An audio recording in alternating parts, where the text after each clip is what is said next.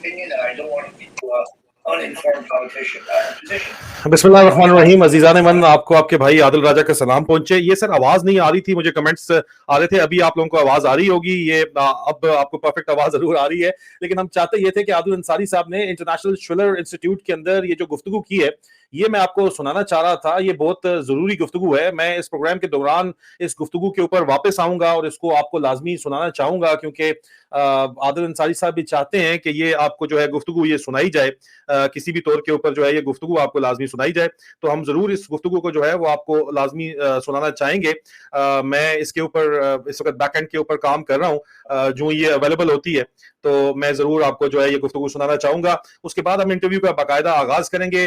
मैं माजरत चाहता हूँ इस तकनीकी डिफिकल्टी है उसकी वजह से, क्योंकि ये जो गुफ्तगू है ये सुनाना आपको भी बहुत जरूरी है इस वक्त।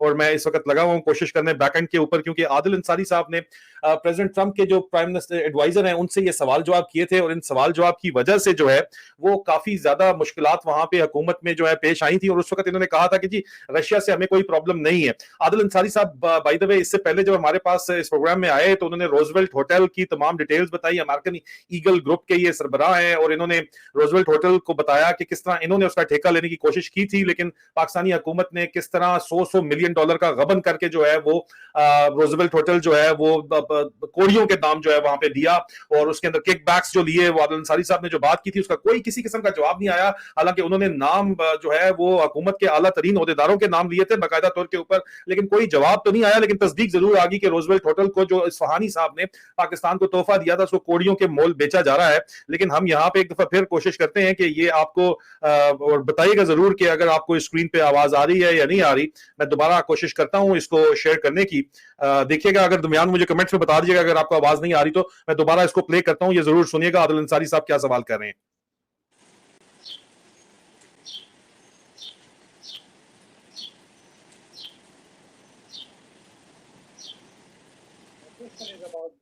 China relation, China using Pakistan as a safe harbor, and Pakistan having a safe haven for the terrorists since 1973.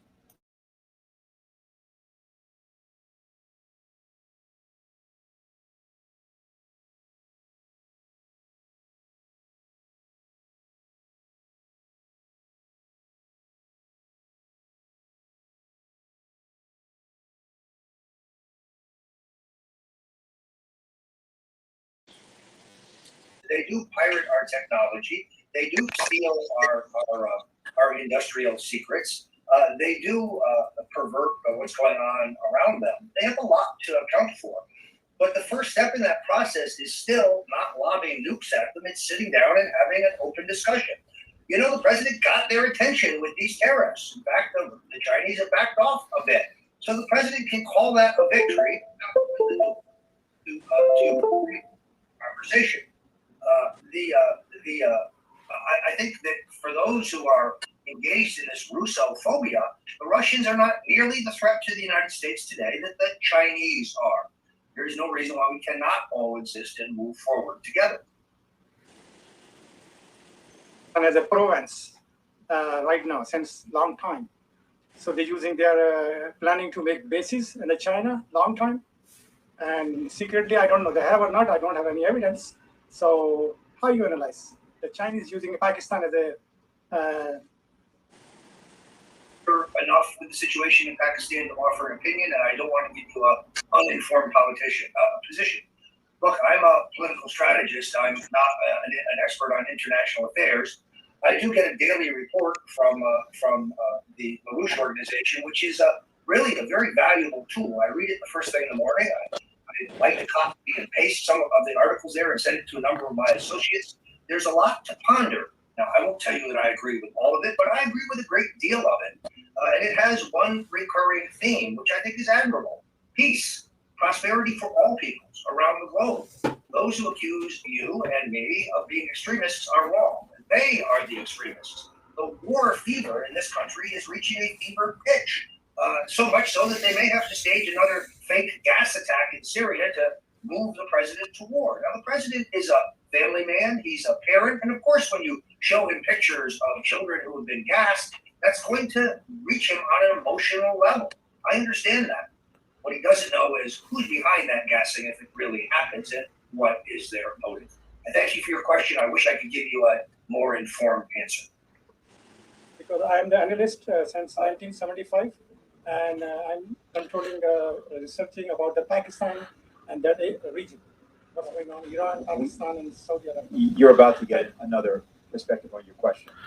Adil भाई ये प्लीज बताइएगा कि लोगों को खुद बताइएगा कि ये क्या बातचीत क्या थी और इस बातचीत की वजह से क्यों पाकिस्तानी जर्नैल आपके बहुत सख्त मुखालिफ हैं और पाकिस्तानी जर्नैलों की करप्शन के पीछे आप इतने सालों से क्यों पड़े हुए हैं, मतलब और आपको कोई नहीं नजर आता आदिल भाई? बात यह है आदिल, शुक्रिया आपका कि आपने प्रोग्राम में दिया। आप मुल्क के अंदर सियासी इस्तेकाम है, ठीक है, आज से नहीं है।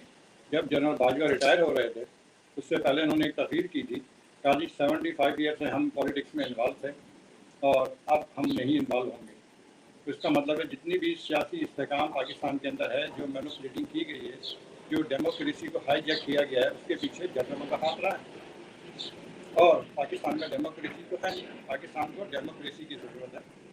ये जितने भी पॉपेट्स हैं, जो भट्टो था उसको भी फौज ने बनाया, नवाज शरीफ आपके सामने फौज ने भी उसको प्रमोट किया, और जो दीगर सियासतदान हैं, इमरान खान को 2018 में भी फौज लेके आई आपके सामने, क्योंकि मेरा ताल्लुक किसी सियासी पार्टी से नहीं है, ठीक है, और मेरा किसी सियासी पार्टी से ना कोई एफिलिएशन है, ना मैं किसी को फेवर करता हूँ, ना मैं किसी का मुखालिफ हूँ। लेकिन पाकिस्तान में डेमोक्रेसी नाम की चीज़ नहीं है। ये जो है नवाज शरीफ फैमिली है, इसने आपको क्या दिया? 40 साल से यही लोग हुकूमत कर रहे हैं, ठीक है। अगर सारा ही काम फौज ने करना है तो फौज खुद आ जाए। अगर उन्होंने बेबी सिटिंग करनी है इन सियासी लोगों की तो ये खुद आके बैठ जाएं और खुद हुकूमत चला लें। ज़ियाउल हक ने मजलिस शूरा बनाई थी तो मैं उसको कहता था मजलिस चूरन, वो चूरन बेचते रहे ज़ियाउल हक साहब। इस मुल्क का अलमिया ये है कि जो काम जिसका है वो कर नहीं रहा और जो जिसका काम नहीं है वो काम कर रहा है। फौज का काम है मुल्क की हिफाजत करना, जनरलों का काम है कि मुल्क की हिफाजत करना, जनरलों का काम है, पाकिस्तानी जनरलों का काम है कि मुल्क और कौम को जो है सही रास्ता दिखाना। ये काम नहीं है कि लाके बैठा दिया नवाज शरीफ को, ये काम नहीं है लाके बैठा दिया भुट्टो को, ये काम नहीं है लाके बैठा दिया इमरान खान को। प्रॉपर डेमोक्रेसी की ज़रूरत है पाकिस्तान के अंदर। Pakistan has no any democracy existing, you know. Pakistan में डेमोक्रेसी नाम की कोई चीज़ नहीं है, वहाँ पे सारा जो है करप्शन है। और ये जो वीडियो आपको दिखाई है मैंने, ये 75 ईयर से चाइना जो है उसके साथ मिल के 1973 से ये मोनोपोलिटिंग करते रहे। जितना बिजनेस है पाकिस्तान का वो चाइना ले गया या दुबई ले गया। अब करप्शन पे आ जाएं आप। करप्शन की क्या कौन सी ऐसी हिस्ट्री है जो नवाज शरीफ से दुनिया से छुपी हुई है? नवाज शरीफ। आदिल भाई आपकी आवाज थोड़ी कम आ रही है, अगर आवाज आप बेहतर कर सकें। लोग गिला कर रहे हैं कि आवाज आपकी क्लियर नहीं आ रही है और दरमियान में डिस्टॉर्शन बहुत ज्यादा आ रही है। मेरे ख्याल में स्पीकर से दूरी की वजह से आपकी आवाज आपको सही? जी बात कीजिएगा। डिस्टॉर्शन थोड़ी बहुत है, मेरे ख्याल में आप मोबाइल का या लैपटॉप का ही स्पीकर वो यूज कर रहे हैं, शायद इस वजह से डिस्टॉर्शन है, लेकिन आप बात कीजिए जरूर। जी, पाकिस्तान में असल में डेमोक्रेसी की जरूरत है। पाकिस्तान में रियल डेमोक्रेसी चाहिए। ये 20,000 लोग हैं जिन्होंने मुल्क पे कब्जा किया हुआ है। अब पिछले अदम इस्तेकाम पाकिस्तान में सियासी अदम इस्तेकाम क्यों है? क्योंकि ये सियासी तो है नहीं, ये जो है सारे वडेराइज्म लगाए हुए उन्होंने। सबसे पहले आपको पाकिस्तान से इनकी अजारादारी, करप्शन, लोगों का जो करप्शन में इन्वॉल्व है उनकी खत्म करनी पड़ेगी। आदिल करप्शन कैसे खत्म होगी? करप्शन में तो आप देखें जो इस वक्त लिस्ट, आपको एक तो लिस्ट का बताइएगा जो IMF की तरफ से दी गई है, उसमें तो जर्नैलों के भी नाम है, उसमें तो तमाम पार्टी बशमूल PTI, PPP, नून लीग, PDM की जितनी भी पार्टियां, तमाम के लीडर, बिजनेसमैन के भी नाम शामिल हैं। और इनके करप्शन केसेस तो जो है वो वॉल्यूम 10 के अंदर भी इनके नाम शामिल है। उसके बाद डॉक्टर रिजवान के पास जो फाइलें थी उनमें भी इनके नाम शामिल है। अब अमेरिका पूरी दुनिया को पता है, वो डिमांड कर रहे हैं।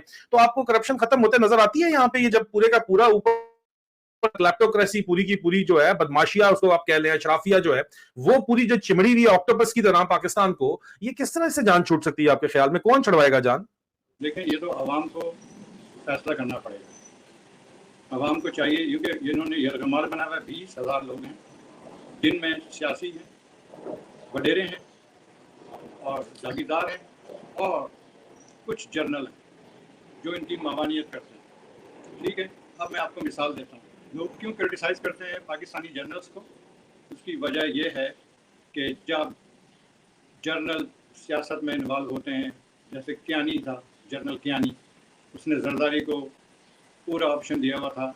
जरदारी उसको 1 अरब रुपए महीना देता था जो भी करके, और उसके भाई करप्शन में इन्वॉल्व थे कियानी के, आपने वो देखा। फिर अगर कोई बंदा उनके खिलाफ आवाज़ उठाता है कि जी ये करप्शन में इन्वॉल्वमेंट जाता है, तो मुल्क की सालमियत को खतरा हो जाता है। प्रॉब्लम यह है कि अगर आप करप्शन पे आवाज़ उठाएं जनरलों की, तो पाकिस्तान की सालमियत को खतरा हो जाता है। अगर आप जो है सियासी लोगों के करप्शन की आवाज़ उठाएं उनके खिलाफ, तो कहते हैं कि जमहूरियत खतरे में आ गई। अब आदमी करे तो क्या करे। सबसे गंदा किरदार जो है पाकिस्तानी मीडिया का है। पाकिस्तानी मीडिया का जितना गंदा किरदार है, आज तक कोई नाम नहीं लेता, करप्शन की चीज़ों को हाईलाइट नहीं करता कि मलिक रियाज के पीछे कौन कौन जर्नल हैं और कौन कौन लोग हैं। कोई नहीं बताएगा आपको। टाइकून है, ये नहीं बोलते कि हमें पैसे मिलते हैं इसका नाम लेने के, छुपाने के। तो ये एक करप्शन माफिया है, इसने पाकिस्तान को यरगमाल बनाया हुआ है 20,000 लोगों ने। और जब तक फ्रीडम ऑफ डेमोक्रेसी नहीं होगी, अब फ्रीडम ऑफ डेमोक्रेसी की मैं बात करता हूँ। इनकी पार्टी के अंदर भुट्टो था, भुट्टो के बाद बेनज़ीर आ गई, बेनज़ीर के बाद जनाब उनके बेटे आ गए, उनके शौहर आ गए। नवाज शरीफ की पार्टी है, उसके अंदर नवाज शरीफ है, नवाज शरीफ के बाद उनकी अब बेटी आ गई, भाई आ गए, पूरी फैमिली आ गई। तो ये क्या है? ये कंट्रोबंड है। They are not non political, they are political prostitutes. They using and abusing the Pakistan land, and Pakistan losing its reputation. What's going on? Journal has to think with a cool mind, not with aggressively. If somebody criticizes you, there is a reason behind it. Why you brought those criminals on the limelight and they hand over to the Pakistani nation and the country to them? And you are the responsible. Army general, corrupt general are responsible. Why you are a part of the corruption? हम किसी का नाम लेके या वो करके इदारों को हम बदनाम नहीं कर रहे, लेकिन इदारे इन लोगों ने खुद बदनाम किए, जनरलों ने, लोगों ने तो नहीं किए। जब मैं आपको अपनी मिसाल देता हूँ, जब मैंने करप्शन के खिलाफ उठाया आवाज़, तो यही इनको चाहिए था कि नवाज शरीफ भी पाकिस्तानी है और आदिल अंसारी भी एक्स पाकिस्तानी है, ठीक है? तो दोनों के इक्वल राइट्स होने चाहिए। अब वो वजीर आज़म है या वो पॉलिटिकल नेटवर्क में, तो आप मेरे खिलाफ कॉन्स्पिरेसी करेंगे फौजी? हाँ, उनको नजर नहीं आ रहा नवाज शरीफ ने क्या किया? नवाज शरीफ वो आदमी है, और फौज क्या सॉरी थी जब इसने टेररिस्ट जो है को इम्पोर्ट किया पाकिस्तान में। और आज पाकिस्तान की जो ये हालत है, जो दहशत गर्दी की लिस्ट में पाकिस्तान है, और आज जो पाकिस्तान की बदनामी हुई है, इसका जिम्मेदार नवाज शरीफ है और करप्ट जर्नल है। क्यों नहीं रोका उसको? सो रहे थे आप लोग? ये आपका काम था कि पूरी पाकिस्तानी 22 करोड़ अवाम जो आज जलील व ख्वार हो रही है, उसके जिम्मेदार सियासी तो है ही, लेकिन आदिल भाई ये क्या बात हुई कि नवाज शरीफ ने किस तरह दहशतगर्दी, वो तो अमेरिकन वॉर थी, सीआईए और आईएसआई ने जो वहां पे वॉर की, कोल्ड वॉर, उसके नतीजे में उसके बाद अमेरिका उसको छोड़ के वापस फौरन चला गया। तो नतीजतन जो है ये वहां पे जाहिर बात है वो मर्सनरीज जो थे वो मर्सनरीज के तौर के ऊपर जो है वो रह गए, उनको जो भी पैसा देता था हायर कर लेता था। तो उसका नवाज शरीफ को क्या उसके अंदर किरदार आया? ये तो सीआईए आईएसआई का ऑपरेशन नहीं था क्या? देखें, बात ये है कि ना ये आईएसआई का ऑपरेशन था, ना ये सीआईए का ऑपरेशन था, ठीक है? ये जो ऑपरेशन की मैं बात कर रहा हूँ 95 में, ये नवाज शरीफ ने अपने पर्सनल इंटरेस्ट के लिए किया। 1995 में आप कह रहे हैं? 1995 में जब एक चीज़ खत्म हो गई, एक चीज़ जो है वो डंप हो गई, आपने क्यों उसको दोबारा पाकिस्तान लेके आए और वहाँ पे उसको बेसिस दी? किसको सर आप बात कर रहे हैं पाकिस्तान लाने की? OBL। अच्छा, ठीक है। मतलब आपका ये इल्जाम लगाते हैं कि उसामा बिन लादेन को पाकिस्तान नवाज शरीफ लेके आए थे, ये आप इल्जाम लगा रहे हैं? मैं इल्जाम नहीं लगा रहा, मेरे पास सबूत है। अगर क्या आजाद भाई वो सबूत जाहिर बात है प्रेजेंट करना चाहेंगे, क्योंकि हम यहाँ पे नवाज शरीफ साहब तो है नहीं और ये बहुत सीरियस बात है, तो इस पे अगर आप मजीद वजाहत कर सकें कि किस किस्म के सबूत, जाहिर बात है अगर वो आते हैं तो ये तो आपकी तरफ से ये आपकी राय है, आप सबूत के साथ आप ये दावा कर रहे हैं, तो आपके पास इस दावे के क्या सबूत मौजूद है? उस दावे के सबूत ये मौजूद हैं कि आप जाएं अल जजीरा टीवी पे, उस पर ये वीडियो पड़ी हुई है, ठीक है? अगर आपको मैं भेजता हूँ, आप चला सकते हैं, उस पर चला दें। और फ्रंटियर पोस्ट का जो वो है एडिटर, उसकी वीडियो भी पड़ी हुई है, जिसने खुद कहा है कि उसने मिलवाया था इनको सऊदी अरब के अंदर नवाज शरीफ को उससे। और फिर इन्होंने कहा कि जो है मेरा बेनिफिशियल जो है उसको बुलाएं, मेरी मीटिंग कराएं। सऊदी अरब में जाके इसने वो की थी, और बेनजीर उस वक्त सिर्फ दरमियान में एक सेकंड याद भाई, ये जो कल गुज़िश्ता रोज शहबाज शरीफ ने जो बयान दिया है कि आर्मी चीफ पे कतलाना हमला हो सकता है, इमरान खान पे इल्जाम लगाने की कोशिश की है, ये किस कॉन्टेक्स्ट के अंदर आपको नजर आ रहा है? ये नया ड्रामा 9 मई वाला ड्रामा क्या था, पहले वो उसके बारे में बताइए। जो एमआई का ऑपरेशन था, फॉल्स फ्लैग ऑपरेशन था, 9 मई का जो ड्रामा था, वो कोई अभी उस ड्रामे के ऊपर फॉल्स फ्लैग ऑपरेशन जो है कोई इस पे इतबार करने के लिए तैयार ही नहीं है। तो क्या ये नया ड्रामा जो है कि आसम मुनीर को कत्ल करना चाहते हैं, ये कोई नया ड्रामा लॉन्च किया जा रहा है, ये क्या गेम है सर? देखें, शहबाज शरीफ और नवाज शरीफ तो ये हैं जहनी मरीज, ये खुद सियासी अदम इस्तेकाम पैदा करना चाहते हैं। ठीक है, ना आसिम मुनीर की जान को खतरा है, ना किसी और की जान को खतरा है। खतरा अगर है तो इनको खुद है, शहबाज शरीफ को, नवाज शरीफ को और दूसरे सियासी लोगों को, क्योंकि फौज को चाहिए कि इनके खिलाफ ऑपरेशन शुरू करें। ये ज़्यादा फौज जो बदनाम हो रही है, या फौज के जनरलों को जो लोग क्रिटिसाइज करते हैं, वो उसके जिम्मेदार नवाज शरीफ और जरदारी हैं और इमरान भी हैं। उसकी वजह है कि जब आप लोग सियासी हैं तो फौज से सारा काम क्यों लेते हैं आप फौज को कहते हैं फौज खुद घुसी हुई जो है हर जगह आदिल भाई, हर जगह फौज तो नहीं, आईएसआई खुद घुसती है अंदर। मैं वहीं आ रहा हूँ।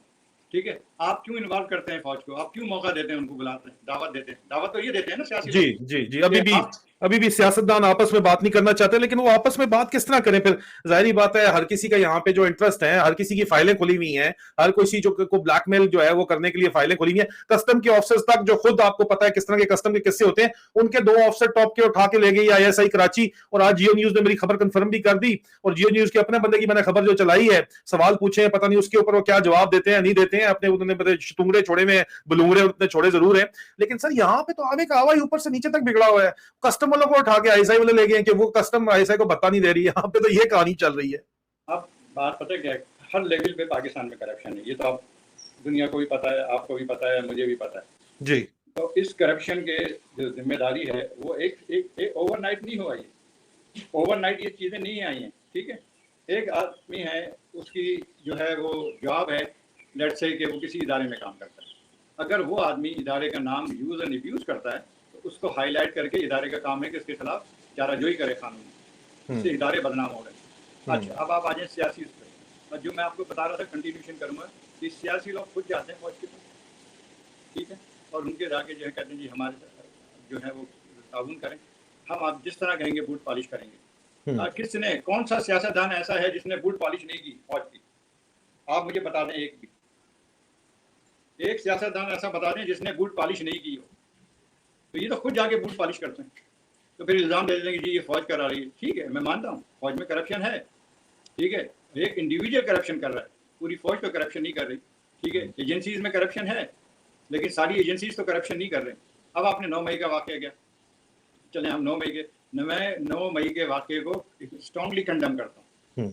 जिसने भी किया, मेरे से कोई कंसर्न नहीं है कि मैं जाके वहाँ पे कहूँगी जी फलां ने किया, इल्ज़ाम नहीं लगाता मैं। जिसने भी वो डिज़ाइन किया, जिसने भी वो करवाया, चाहे वो सियासी हो, चाहे वो गैर सियासी हो, चाहे वो पुलिस हो पंजाब की। ठीक है, जो भी डिज़ाइन हो गलत हो, ऐसे वाक़यात नहीं होने चाहिए। अब ये जो लोग हैं वो 9 मई को रो रहे हैं। अब मैं आपको थोड़ी सी बैकग्राउंड में दिखा देता हूँ। दहशत गर्दी के अंदर पूरे पिछले 20 और 30 साल में तकरीबन कमोबेश 3 लाख लोग मारे गए। उसकी इन्वेस्टिगेशन हुई नहीं हुई, उसके लिए कोई कमीशन बना नहीं बना, खाली 9 मई के लिए बन गया। मैं आपको बता रहा हूँ। उसके मॉडल टाउन में जो हुआ वो दहशत गर्दी नहीं थी क्या? मॉडल टाउन में हुआ, जो मारे गए उसका क्या हुआ? कुछ भी नहीं हुआ। उसके आप APS में हुआ, जो आर्मी पब्लिक स्कूल में बच्चे मारे गए, क्या हुआ? और छोड़ें, 1988 में मैं चश्मदीद गवाह हूँ कि वहाँ पर एक अलीगढ़ कॉलोनी में नकाब पोश लोग सादा कपड़ों में फायरिंग करके 500 लोगों को मारा। बच्चे थे, बच्चियाँ थी, औरतें थी, सबको मारा। वो सारे उर्दू स्पीक थे। अब आप देखें भाई को भाई से कैसे लड़ाया गया। 2 दिन बाद कस्बा कॉलोनी में पठान की आबादी थी, उसी ग्रोह ने वहाँ पे जाके उन पठानों को मारा। इसका मकसद क्या है ये आदिल भाई, ये जो आपस में लड़वाने का, ये तो आप जो बता रहे हैं, मेरी आपसे पहले भी गुफ्तगू हुई है कि इन लोगों ने किसी एक खास ग्रोह को लगा के आपस में लड़वाया गया, फिरका वारियत की आग भड़काई गई, एथनिक वायलेंस कराया गया। 5 चनार में इस वक्त जब हम बात कर रहे हैं तो यहाँ पे शिया सुन्नी फसाद जो है वो भड़का दिया गया, फुल उसको आग लगा दी गई है। इनका मकसद क्या है, ये कौन करवाता है ये सब कुछ? देखें, इनके मकासद, अगराज और मकासद इनके एक ही होते हैं कि भाई को भाई से लड़ाओ। जब इन्होंने, हमने इनको शुरू में भी से भी मैं कह रहा हूँ 1975 से मैं कह रहा हूँ कि ये लासानियत और असबियत जो है ना, ये खत्म, इसके ना लड़ाओ, ये आग हुआ है जो कभी रुकने वाली नहीं है। ये डिवाइड एंड रूल के लिए करते हैं क्या, किस लिए करते हैं? ना, लोग बिजी रहें, डिस्ट्रैक्शन पैदा रहे, ये अपना करप्शन करते रहें। आप समझ रहे हैं? बेसिक राइट्स, ये इतने बड़े पॉलिटिशियन बनते हैं, ये लोग कहते हैं हमने ये कर दिया, हम दुनिया के नंबर 1 हैं।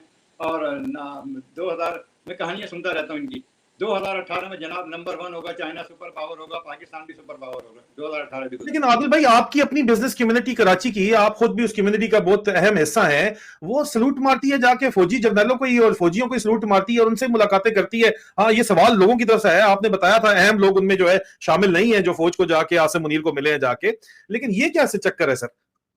देखिए, बात यह है कि वो कहाँ जाए कारोबारी आदमी। अब मैं और आप, मैं कारोबारी आदमी, ठीक है ना। फॉर एग्जाम्पल भाई, मैं तो पाकिस्तान में बंद कर दिया मैंने बिजनेस, क्योंकि मैं जो है ना उनको सजदे नहीं कर सकता। मेरा सजदा जो है ना सिर्फ अल्लाह की निजात है, बाकी मैं किसी की फूट पालिश नहीं कर सकता। आई एम सॉरी, चाहे वो पॉलिटिकल हो चाहे वो फौजी हो, उनकी मजबूरी है, उनको अगवा किया जाता है पाकिस्तानी बिजनेसमैन को। जी, ये इस पे जरा डिटेल प्लीज बताइएगा, रीसेंट एग्जांपल्स आदिल भाई प्लीज, जरा आपको पता है अच्छे तरीके से, लोगों के नाम भी पता है कि किनको अगवा किया गया है और किसने अगवा किया है, कोई जरा बताएं, आवाम को भी बताएं प्लीज। अब आप मुझे ये बताएं कि एक आदमी अगवा होता है बिजनेसमैन कराची से, अच्छा, उसको अगवा करके ले जाते हैं, कहते हैं जी तुम्हारे इतने पैसे दो, वो कहता है मेरे अकाउंट में पैसे नहीं है। अब आप देखें, ये तो एक ऑर्गेनाइज क्राइम है ना, उसके पीछे कोई ना कोई होगा, उसको ला के बताते हैं कि ये तुम्हारा बैंक स्टेटमेंट है, इसमें तुम्हारे इतने अरब पड़े हुए, दोगे तो ठीक है, वरना मार दिए जाओगे या तुम पे छाप लगा दी जाएगी राखी, या किसी भी किस्म का तुम पे केस बना दिया जाएगा। अब वो बेचारे बिजनेसमैन है, वो क्या करें? आप मुझे बताओ, वो कहाँ जाके अपना रोना रोए? तो ये इसमें इन कामों में सियासी लोग भी इन्वॉल्व हैं, अथवा बराए तावान हो गए, और कुछ जो है एजेंसीज के लोग भी इन्वॉल्व हैं, ठीक है, सारे नहीं है। एजेंसीज को चाहिए कि अपना वक़ार बुलंद करें, इदारों को चाहिए कि अपना वक़ार बुलंद करें, इन एक्टिविटीज से दूर रहें। तो आदिल भाई, ये आप कह रहे हैं कि शहबाज शरीफ जो है ये बकायदा जो आसिम मुनीर को कह रहा है, इसको कोई नहीं है, मसला कोई नहीं है, लेकिन हालात को ये खुद खराब करना चाहते हैं, तो उसकी क्या वजह है? क्यों ये हालात को खराब करना चाहते हैं? क्यों ये इलेक्शन से भागना चाहते हैं? क्या वजह है? देखें, इलेक्शन तो होने भी नहीं चाहिए। नहीं, ये क्या बात कर रहे हैं आदिल भाई, पूरा पाकिस्तान इलेक्शन के लिए चीख रहा है, आप कहते हैं इलेक्शन नहीं होने चाहिए। ये तो मैं इनको पहले भी मैं अपने इंटरव्यू में कह चुका हूँ कि इलेक्शन से पहले जो है ना, करप्शन का खात्मा होना चाहिए। वो कौन करेगा आपके ख्याल में? और इलेक्शन के बाद इमरान खान कर सकते हैं ना? अगर इमरान खान क्यों नहीं, आपके ख्याल में, आपके साथ जो मेरी गुफ्तगू ये आप कहते हैं नहीं जी वो नहीं कर सकते, लेकिन सर वो काउंटर आर्गुमेंट है, और आपका आर्गुमेंट मैं समझता हूं कि बड़ा एक इंपॉर्टेंट आर्गुमेंट है, जो अमेरिकन एस्टेब्लिशमेंट की तरफ से मुझे लगता है कि ये आर्गुमेंट मेरे जाती राय के मुताबिक ये आर्गुमेंट है जो आप प्रेजेंट करते हैं। तो ये आपका क्या आर्गुमेंट है कि नहीं जी इलेक्शन से पहले करप्शन खात्मा किस तरह होगा, कौन करेगा खात्मा? ये जो शरीफ बरादरान है, पनामा पेपर वाले, ये पीडीएम की पार्टियां, ये सारे लोटे इकट्ठे, कौन इनका खात्मा करेगा आपके ख्याल के अंदर सर? आपको मैं वॉक थ्रू कराता हूँ स्टेप बाय स्टेप। अब आपने इमरान खान का नाम ले दिया। इमरान खान जब आए, ऑलमोस्ट 4 साल उनकी हुकूमत रही, ठीक है सर, उनको तो करने ही नहीं दिया गया ना काम, उनको तो काम करने नहीं दिया गया। ना, मैं करने दिया या नहीं दिया वो एक दीगर बात है, ठीक है। अगर इनको पावर थी और या इनके पास पावर नहीं थी, तो इनको उसी वक्त पब्लिक में आना चाहिए था कि जी मुझे काम नहीं करने दिया जा रहा। और उसके बाद इमरान खान की दौरे हुकूमत में इमरान खान आगे बताए ना टीवी पे, या तो वो जिम्मेदारी बता चुके हैं आदिल भाई, आगे चलें, वो बहुत दफा बता चुके हैं कि उनको काम करने नहीं दिया गया, उनको हर तरफ से घेरा गया था, अंदर बाहर से घेरा गया था। अभी आप कहते हैं कि इलेक्शन से पहले जो आपने स्टेटमेंट दी है, मेरी अंडरस्टैंडिंग ये है कि ये अमेरिकन एस्टेब्लिशमेंट की थिंकिंग है जो आप बोल रहे हैं कि ये इलेक्शन से पहले करप्शन का खात्मा होना चाहिए। कौन करेगा सर ये खात्मा? देखिए, मैं आपको बताऊं, मैं किसी की डिक्टेशन नहीं लेता। नहीं अदल भाई ठीक है, मैं मानता हूं, लेकिन बहरहाल आप जाहिर बात है, आप खुल के आप अमेरिकन हैं, अमेरिकन पाकिस्तानी हैं, और अमेरिका के साथ जाहिर बात है आपका बड़ा गहरा तल्लुक है, उनके सिक्योरिटी इदारोों के साथ आप काम भी करते हैं, बिजनेस भी करते हैं, तो जाहिर बात है फिर हमारा हक कितना तो बनता है कि ये अजम्पशन तो हम निकाल सकते हैं या नहीं निकाल सकते कि आप जो बात करेंगे वो थिंकिंग इस वक्त चल रही है यूएस डीप स्टेट की, तभी आप बात कर रहे हैं। डिक्टेशन आप नहीं ले रहे, लेकिन एक मतलब ग्रैंड डिजाइन में जो थिंकिंग चल रही है, मैं जरा उसको एक्सप्लोर करने की कोशिश कर रहा हूं अपने नाजरीन के लिए कि क्या थिंकिंग चल रही है और क्यों चल रही है। आपको मैं वेरी क्लियर बताऊं, पहले मैं आपको इमरान खान के पॉइंट पे ले आता हूं। जब नवाज शरीफ को बीमार तो वो था नहीं, जब उसको छोड़ा है नवाज शरीफ को, इमरान खान नहीं छोड़ा था ना, क्यों छोड़ा उसको? वो तो आपको पता है कि वो तो लोग ये कहते हैं कि लोग तो इल्जाम ये लगाया जाता है कि बाजवा साहब को पैसे उनके ससुर के थ्रू देके उन्होंने उनके जो है वो बकरी का खून या जो भी उन्होंने दिया, तो इमरान खान के पास तो रिपोर्ट्स ही ऐसे गई और पूरे का पूरा सिस्टम ही करप्ट है नीचे से कि वो तो वहां पे शीरी मजारी भी रोना शुरू हो गई। तो वो वहां पे मेडिकल कंडीशन इस किस्म की बना दी गई और बता दिया गया। और अब तो Khawaja Asif defence minister record के ऊपर आके कहते हैं कि जनाब हमसे तो बाजवा ने 2019 में राब्ता किया था, एक्सटेंशन के फौरन बाद राब्ता किया था, या 2019 में राब्ता करके इनको बड़ी गंदी वाहियात गालियां निकाली थी, इतनी गालियां जो मैं सुना भी नहीं सकता। और उन्होंने कहा था कि इसका तख्ता उल्टो। तो ये तो बड़ा पुराना इनका प्रोग्राम चल रहा था तख्ता उलटने का, तो इमरान खान को तो सर काम करने ही नहीं दिया गया। लेकिन मुझे ये एक्सप्लेन आदिल भाई कीजिए कि आप लोग इलेक्शन के बगैर किस तरह करा सकते हैं? How can you and corruption? जो आप ये इस वक्त जो बात आप कर रहे हैं वो मैं बड़े अच्छे तरीके से समझ सकता हूं कि आप क्यों कर रहे हैं, किस बिहाफ पे कर रहे हैं, जो मैं बता भी चुका हूं। लेकिन ये किस तरह सर ये आपके ख्याल में करप्शन का खात्मा होगा? एक मिनट इमरान खान को जरा साइड पे करने हैं हम। We are very clear about what happened with Imran Khan. वो मुतअद्दिद बार आके अपने आप को यहाँ पे क्लैरिफाई कर चुके हैं। लेकिन ये बताइए कि ये जो थिंकिंग, नया जो थॉट प्रोसेस है, ये जो आप बता रहे हैं, ये ताकतवर हल्के बोध से इस किस्म की बातचीत भी कर रहे हैं, और इसको प्लीज ये भी रिलेट कर दीजिए कि जो केयर टेकर सेटअप के ऊपर जो झगड़ा चल रहा है वो भी प्लीज हमें जरा क्लियर कर दीजिएगा कि वो झगड़ा क्या चल रहा है इस वक्त सर। आप पहली चीज तो ये नोट करें कि मैं किसी भी पार्टी से बिलोंग नहीं करता। जी बिल्कुल बिल्कुल। और दूसरी बात ये कि जो करंट सिचुएशन है, अगर इलेक्शन हो भी जाएगा, अगर करा भी दिया जाए, सियासी अदम इस्तेकाम तो पहले से है, ठीक है। इन्होंने रिजल्ट अपनी मर्जी का लाना है। जब धांधली करनी है इन्होंने, ठीक है, जब अपनी मर्जी का रिजल्ट लाएंगे लोग, मेरी बात से sometime they not agree, but sometime when I explain them in detail they will agree. इन्होंने इलेक्शन अपनी मर्जी का लाना है। ये समहाउ ये चाहते हैं कि चिपटे रहें गवर्नमेंट से। 40 साल से तो चिपटे हुए हैं ना, क्या दे दिया हुकूमत, क्या दे दिया पाकिस्तान को। अब ये चाहते हैं कि दोबारा जल्दी से इलेक्शन हो जाए। इमरान खान की बात मैं नहीं कर रहा, ये खुद चाहते हैं इलेक्शन हो जाए इनके होते हुए। इनकी मर्जी का केयर टेकर प्राइम मिनिस्टर आए, ठीक है, वो इलेक्शन कराए और इनको ले आए दोबारा। अब आप मुझे बताएं कि उस सूरत में क्या पीटीआई के फॉलोअर जो हैं वो उस रिजल्ट को एक्सेप्ट करेंगे? नहीं करेंगे। सियासी इस्तेकाम तो नहीं आएगा, सवाल ही नहीं पैदा होता। तो उसके बाद सियासी अदम इस्तेकाम तो इन्होंने खुद पैदा की है, ये जो नवाज शरीफ है और रज़ारी है। अब इनसे ये पूछें, या जर्नलों से भी मैं सवाल करता हूँ, आसिम मुनीर साहब से मैं रिक्वेस्ट करता हूँ कि आप ये बताएं कि केयर टेकर गवर्नमेंट के लिए आपको क्यों नाम दिए जा रहे हैं? सियासी लोगों को क्या बनता है? केयर टेकर गवर्नमेंट आनी चाहिए इम्पार्शियल, किसी की फेवर की नहीं हो।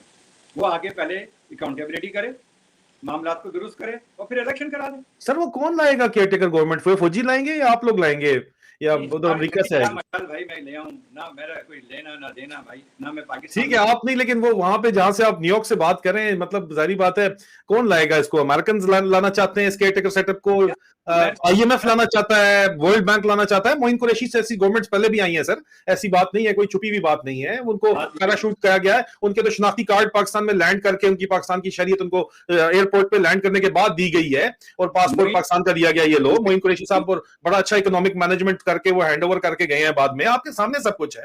तो सर ये कौन करेगा, ये कौन करेगा और ये किस तरफ जा रहा है? ये आपको बड़ी इंसाइट है, तो ये क्या आपको नजर आ रहा है? और ये जो झगड़ा चल रहा है इस वक्त अंदर पर्दे के पीछे जो झगड़ा है वो क्या है सर? आदिल मैं आपको एक चीज बता दूं कि आईएमएफ अपने पैटर्न पे काम कर रही होती है, वर्ल्ड बैंक जो है वो अपने पैटर्न पे काम कर रही होती है, उनका अपना इंटरेस्ट होता है। हर मुल्क का अपना एक इंटरेस्ट होता है, हर ऑर्गेनाइजेशन का अपना एक इंटरेस्ट होता है, ठीक है। अब यूरोपियन यूनियन है, उसका अपना एक इंटरेस्ट है, ठीक है, वो अपने इंटरेस्ट पे काम कर रही है। लेकिन वाहिद पाकिस्तानी कौम ऐसी है, उनके सियासतदान, कि वो किसी और के इंटरेस्ट के लिए काम कर रहे हो। ये बात तो आप एग्री करेंगे?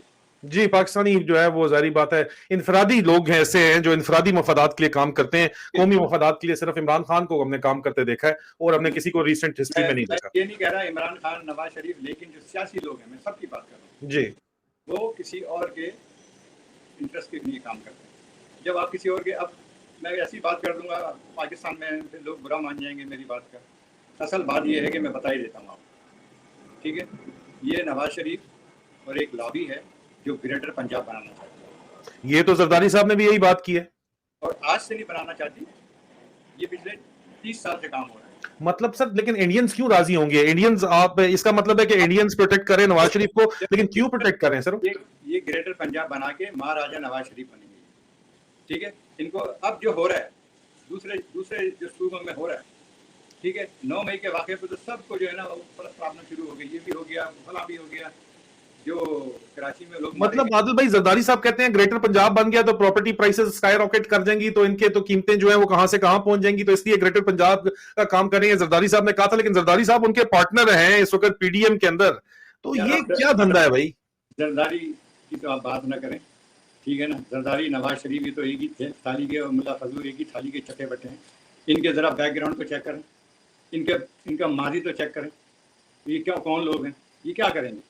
इनकी तो बात जो है ना, वो अवाम को इन्होंने 20,000 लोगों ने, मैं बार बार कहता हूँ 20,000 लोगों ने पूरी पाकिस्तानी 22 करोड़ अवाम को हाईजैक किया हुआ है और फौज को ये ब्लैकमेल करते हैं, ठीक है। इन्होंने जो इनके देवता बनाए हुए हैं हर पार्टी ने अपने, किसी ने नवाज शरीफ को देवता बनाया हुआ है, किसी ने जरदारी को बनाया हुआ है, किसी ने मुल्ला फजलू को बनाया हुआ है, किसी ने इमरान को बनाया हुआ है। बस बात यह है कि अगर हम सब मिल के जो मसला है, जो भाई को भाई से लड़ाया गया साजिश के तहत पहले, और अब उनको पहले जुड़ना होगा। जब वो जुड़ेंगे, ठीक है, हमें ये चीज़ें मुनाफरत और नफरत ख़त्म करनी पड़ेगी, मजहबी और कौमी ये जो फैलाते हैं, उसके बाद इनका कला कमा होगा। अच्छा चले, ये बताएं कि इस वक्त अमेरिका में क्या पाकिस्तान का फ्यूचर के बारे में क्या चीज देखी जा रही है? क्या जो आपने बात की, जरा इसको मजीद एक्सप्लेन कीजिए कि इलेक्शन से पहले करप्शन का खात्मा वो किस तरह होगा आपके ख्याल में सर? देखिए, मेरा तो कोई ख्याल है नहीं, ना मेरी कोई सुनता है पाकिस्तान में। नहीं, पाकिस्तान का तो हम पूछ भी नहीं रहे आपसे, हम तो जितना आप बैठे हैं उनका पूछ रहे हैं। जिन लोगों से आप सवाल जवाब करते हैं, हमने वीडियो दिखाया है, ये जो बड़े बड़े ये जो अमेरिका में जो पावर सेंटर्स बैठे में, हम तो उनकी सोच आपसे पूछना चाह रहे हैं। आपका एनालिसिस, जारी बात है, उसकी बेस के ऊपर आप बिलियंस का बिजनेस बैठ के कर रहे हैं, तो आपका एनालिसिस क्या कहता है कि किस तरह ये खात्मा हो सकता है? देखें, जो ये कोई भी फैसला ना पाकिस्तानी कौम ने खुद करना है, कोई बाहर वाला नहीं करेगा, ठीक है। और जो सियासी अदम इस्तेकाम है, पहले इसको ख़त्म करना पड़ेगा। ये सियासी लोग नहीं है, मैं बार बार कह रहा हूँ। जब आप आपको बताता हूँ, इनका माटो ये है कि ये आवाम को गरीब से गरीब करें, poverty now below the poverty अब क्यों? उसकी वजह ये है कि अगर उनके पास खाने को होगा सुकून से, तो आदिल भाई, हाइपोथेटिकल नहीं, स्पेसिफिकली बात हमें बताएं कि अगर कोई बात बनती है, और मुझे पता है कि आप बहुत ज्यादा कॉशन होके बातचीत कर रहे हैं, मैं ये बात आपकी समझता हूं, लेकिन प्लीज हमें ये समझाएं कि ये सियासी अदम इस्तेकाम किस तरह खत्म होगा, एहतसाब करप्शन का खात्मा किस तरह होगा, जो आप इलेक्शन से पहले बात कर रहे हैं, वो आप कहते हैं गवर्नमेंट आएगी करेगी, वो गवर्नमेंट लाएगा कौन सर? अब ये फौज को डिसाइड करना है। ये फौज के लिए जो है ना, एक बहुत बड़ा फौज तो आसिम मुनीर तो नौकर है नवाज शरीफ का, लोग खुल के बात करते हैं। तो लेफ्टिनेंट जनरल रिटायर्ड को आर्मी चीफ लगाया हुआ है, वो तो नौकरी कर रहा है नवाज शरीफ की, ये किस तरह डिसाइड कर लेगा आपके ख्याल में? नहीं, ये तो 9 मई का झूठा ड्रामा करवा के बस उस वक्त से हुआ मचाई भी उन्होंने। ना, मैं आपको फिर बता रहा हूँ कि फौज में खाली आसिम मुनीर नहीं है, पूरी इदारा है, पूरा फौज एक डिपार्टमेंट है। मतलब आप कहना चाह रहे हैं कि अमेरिका की सिर्फ आसिम मुनीर से बातचीत नहीं है, और भी बहुत से जर्नलों से बातचीत है? क्या मैं अगर ये कहूं तो गलत होगा सर? नहीं, ऐसी कोई बात नहीं है। ऐसा मैं आपको तंग जरूर कर रहा हूं, लेकिन बात तो ऐसी है। लेकिन चले, आप बताएं कि ये इसका मतलब है, मुझे जो बात समझ आती है, मैं आपको मुश्किल में नहीं डालता मजीद, जो मुझे बात समझ आती है वही मुझे समझ आती है कि इस वक्त बाकी और भी जर्नलों से बातचीत चल रही है, और जो केयर टेकर सेटअप आना है, और कुछ जर्नलों की तरफ से ये गिला पहुंचाया गया था मुख्तलिफ बैनुल-अक़वामी हलकों में भी और पाकिस्तान के हलकों में भी बड़ी सख्ती से पहुंचाया गया। सुना है शोबाज शरीफ साहब को भी जो है, वो जनरल साहिर शमशाद बैठे हुए थे, कोई सख्त तलतनामी गालबन हुई मुबैना तौर के ऊपर, ये बताया गया कि आसिम मुनीर अपनी मर्जी से तमाम फैसले नहीं कर सकता, ये उसको बताया जाए। तो मुझे लगता है ये है कि आसिम मुनीर का जो फैक्शन है वो कंट्रोल में नहीं है इस वक्त फौज के, और जो बाकी फैक्शंस हैं इस वक्त, या चलें पीएमए वर्सेस ओटीएस राइवलरी में, डेफिनेटली पीएमए बहुत हैवी है इस वक्त, और सबकी बातचीत हर जगह चल रही है। और आसिम मुनीर ही सिर्फ ये काम नहीं कर सकता गोरों के लिए, काम बाकी जर्नैल भी कर सकते हैं, आसिम मुनीर से ज्यादा बेहतर कर सकते हैं, और फौज की इज्जत रख के कर सकते हैं। मुझे तो फिर ये बात समझ आती है मेरी जाती राय के मुताबिक। तो इसका मतलब है कि यही फौज जो है, ये इंटरनेशनल एस्टैब्लिशमेंट की मर्जी से एक ऐसी केयरटेकर सेटअप लेके आएगी, वही टेक्नोक्रेटिक सेटअप, वही बात होगी जो लंबा खींचेंगे, एहतसाब करेंगे। उस एहतसाब में आपके ख्याल में सर कौन कौन रगड़ा जाएगा फिर? एहतसाब तो सबका इक्वल होना चाहिए। एहतसाब सबका इक्वल होना चाहिए, इसका मतलब है कि तमाम सियासतदान, तो ये तो फिर यहाँ तो पूरे का पूरा माफिया, ये 20,000 बंदे आपके ख्याल में, जिसका आपने 20,000 बंदे कहा है, ये 20,000 बंदे ये काम करने देंगे आपके ख्याल में? ये होने देंगे काम? ये तो जिम्मेदारी है पाकिस्तानी फौज की। सर फौज ने तो अक्टूबर में इलेक्शन का फैसला कर लिया है, आईएमएफ को भी वादा कर दिया है, तो करा ले नवाज शरीफ को दोबारा ले, हाँ, लाना तो नवाज शरीफ को चाहते हैं और फिर कुछ अर्से बाद नवाज शरीफ छोड़ के दे देंगे या अपने छोटे भाई को दे देंगे या बिलावल को ले आएंगे, दोबारा ले आए स्टेबिलिटी नहीं आएगी, ये कंफर्म है, स्टेबिलिटी नहीं आएगी। यार आपको मैं एक मिसाल देता हूँ, नवाज शरीफ जी आपको पता है नवाज शरीफ का कैरियर कहाँ से शुरू हुआ? नहीं पता? जी, मुझे पता है नवाज शरीफ का कैरियर वो सिविल, पहले सिविल फोर्स से क्या था, सिविल क्या होता है, सिविल डिफेंस के अंदर रहे हैं वो, उससे ना, पहले कहीं क्लर्की भी करते रहे हैं कोई इस तरह। ना, जब सुहेल जिया भट्ट को लोग जानते ही होंगे, हम्म, सुहेल जिया भट्ट जो इनके पहले नून लीग में था, अब शायद उन्होंने अपनी पार्टी बना ली है, ठीक है, उनसे पूछ लें। इनका जो पहला जलसा हुआ था जीप में बिठा के, वो हीरा मंडी से हुआ था, लाहौर की। अच्छा सर जी, तो जो जब आपके इतने उन्होंने पाकिस्तानी फौज ने ऐसे ऐसे आला हीरे लेके आई है, नवाज शरीफ हो गया, जरदारी हो गया, भट्टो हो गया, ये पाकिस्तान को, पूरे पाकिस्तान को हीरा मंडी बना दिया, ठीक है। अब आप दुनिया इनसे बात करने को तैयार भी नहीं है। जो इन्होंने दहशत गर्दों के कैंप आज भी ऑपरेट हो रहे हैं, आज भी जो है ना पाकिस्तान की बदनामी बनी हुई है। इस वक्त जो है ना सूरत हाल किसी को समझ में नहीं आ रही, लेकिन मुझे पता है कि क्या होने वाला है और क्या होगा। आखिर में यही होगा, ये इलेक्शन कराएंगे अक्टूबर में, किसी ने कबूल नहीं करना है। 71 में भी ये हुआ था और 71 से बुरा वाक़या हो गया। आप ये देखें ना कि सिर्फ जिसको आप स्पीकर खोलेंगे उसको बोलने की ज़रूरत है, बाकियों का सबको आप हटा दें टीवी से, पाबंदियाँ लगाते हैं आप, ठीक है। और सबसे गंदा किरदार इस वक्त जो अदा कर रहा है पाकिस्तानी मीडिया और एंकर्स कर रहे हैं, लिफाफे लेके, ठीक है। इस वक्त जो आग लगी हुई है उसको बुझाने की ज़रूरत है, अफाम और तफहीम से। मैं आपको बड़ा हमदर्दाना, मुझे पाकिस्तानी कौम से हमदर्दी है, पाकिस्तान से हमदर्दी है, मुझे किसी सियासी और जर्नलों से कोई हमदर्दी नहीं है, क्योंकि जो होने जा रहा है ना वो मुझे नज़र आ रहा है, मैं देख चुका हूँ। आप सर दो चीजें बता रहे हैं, आप कह रहे हैं कि जो थिंकिंग इस वक्त जो मुझे समझ आ रही है, जो आप बता रहे हैं कि अमेरिका में जो थिंकिंग असल चल रही है एस्टैब्लिशमेंट डीप स्टेट के अंदर, वो ये है कि अगर ये इलेक्शन कराएंगे तो पाकिस्तान ग्रेटर पंजाब वाली साइड की तरफ जाएगा, मजीद हालात खराब होंगे, उसको एक्सप्लॉइट किया जाएगा। या दूसरी तरफ यहीं पे इसी फौज के इन्हीं जर्नलों को आसिम मुनीर के अलावा इस्तेमाल करके जो इस वक्त एतराज कर रहे हैं, एक केयरटेकर सेटअप ऐसा लाया जाएगा जो लंबा चलेगा और अकाउंटेबिलिटी क्रॉस द बोर्ड करेगा, वाकई करेगा, जर्मन मानों के अंदर करेगा। ये कह रहे हैं आप सर? मेरे ख्याल से तो यही होना चाहिए कि एक जो बंदा है वो किसी जो भी केयर टेकर गवर्नमेंट में आए, खा वो कोई भी हो, वो ऐसा उस शख्स को लेके आए जिसका सियासी किसी पॉलिटिकल पार्टी से एफिलिएशन ना हो। अच्छा, टेक्नोक्रेटिक सेटअप। अच्छा, कुछ लोगों को अभी यहाँ पे शक है, आदिल अंसारी साहब को लोग जानते नहीं है, इसलिए आदिल अंसारी साहब बड़े इस वक्त मलंग सूरत हाल में हमारे साथ बैठे होते हैं, इसलिए थोड़ा बहुत मैं उनको कहूंगा जरा आदिल अंसारी साहब का बैकग्राउंड चेक कर लें तो उनको पता चल जाएगा। आप अभी कल के बच्चे हैं, आपको समझ नहीं है। आदिल अंसारी साहब जो है वो 70s से और 60s से कराची से लेके न्यूयॉर्क तक जो है, और अब न्यूयॉर्क के लिए और अमेरिकन गवर्नमेंट के अंदर जो है उनके काफी डीप लिंक्स भी हैं और काफी ताल्लुकात भी हैं, और सेंट्रल एशिया के अंदर पाकिस्तान में भी उनको बेतहाशा अच्छे तरीके से जाना जाता है, खासतौर पर मुशर्रफ दौर में। आप लोगों को शायद पता नहीं है, ये जो मैं आदिल अंसारी साहब को बड़ी मुश्किल से असल बात निकलवा रहा हूं, ये मुझे पता है मैं क्यों निकलवा रहा हूं, और ये बात जो है आदिल अंसारी साहब की बात का जो वजन है ये आपको अभी तो समझ नहीं आएगा। रोजवेल्ट होटल को उन्होंने जो बातें बताई थी वो ग्राउंड पे हकीकत बन के सच होकर सामने आ गई। मेरे बारे में भी बड़े लोग मजाक उड़ाते हैं और बातें फिर सच होकर सामने आ जाती हैं और फिर बाद में यूं यूं करते हैं। आदिल अंसारी साहब जो बात कर रहे हैं वो बात कोई ऐसे हवा के अंदर अपनी तरफ से नहीं कर रहे, उनका बड़ा डीप रूटेड नॉलेज है इस वक्त यूएस सिस्टम के अंदर, इसलिए वो बात कर रहे हैं। और आदिल अंसारी साहब जो बात कर रहे हैं वो ये बात कर रहे हैं कि सिर्फ आसिम मुनीर ही नहीं है एक जर्नैल, और भी फैक्शंस हैं और लोगों से भी बातचीत की जा रही है इसी फौज के अंदर, और एक टेक्नोक्रेटिक सेटअप जो मुझे समझ आती है वो प्लान किया जा रहा है जो कि अक्रॉस द बोर्ड अकाउंटेबिलिटी करेगा।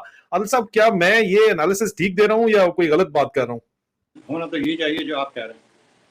ये तो आपने बड़ी जबरदस्त तरीके से कह दिया कि होना तो यही चाहिए जो मैं कह रहा हूं, लेकिन असल में तो कह तो ये आप रहे हैं, मैं तो नहीं कह रहा। मैं तो जो आप कह रहे हैं उसको आवाम को समझा रहा हूं। आवाम असल में डिसेप्शन बहुत ज्यादा है, इनको चमक धमक जो है वो टन टकोर प्रोग्राम जब तक ना चले, जुम जुम जुम स्टार प्लस टाइप जो है वो पीछे से लफाफे बड़े बड़े बैठे हुए, जिरगे मिर्गे टिरगे इस किस्म के प्रोग्राम जुगते मुगते करके सोनी कुड़ियां छुड़ियां बैठा के एंकर जब तक बात ना समझाए उस वक्त तक ये समझते नहीं है, कहते नहीं है वही बात हो रही है। असल बात तो जो आप कर रहे हैं वो आपने पहले जो कही थी वो भी मुझे पता है, और अब जो कर रहे हैं मतलब this is what is actually बंद दरवाजों के पीछे जो असल कहानी चल रही है वो तो आपने कही है। अभी आप मेरे मुंह में अल्फाज तो खैर कोई नहीं है, मैं तो आपकी बातों को एनालिसिस कर रहा हूं।